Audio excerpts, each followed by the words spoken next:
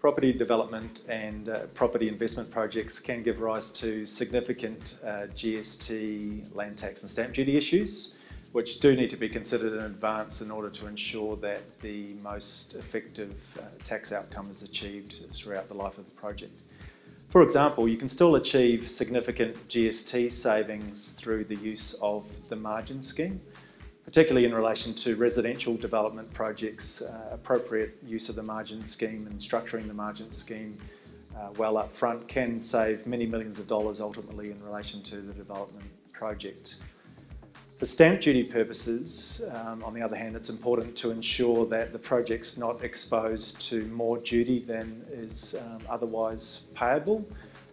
Importantly, where we are using nomination arrangements, it's very important to ensure that we don't expose the project to double duty in situations where the nominee provides additional consideration for the right to be nominated, or there's land development before the land is transferred to the nominee entity.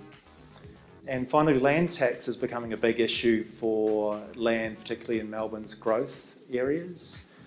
A lot of the land in the growth areas has now become subject to approved precinct structure plans, or PSPs as they're otherwise known.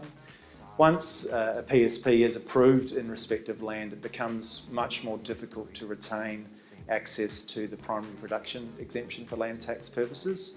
What that means is that land can go from being exempt from land tax to having a very significant annual land tax liability, often many hundreds of thousands of dollars. So it is important to plan for these types of developments and ensure that as far as possible we can retain access to the land tax primary production exemption on an ongoing basis.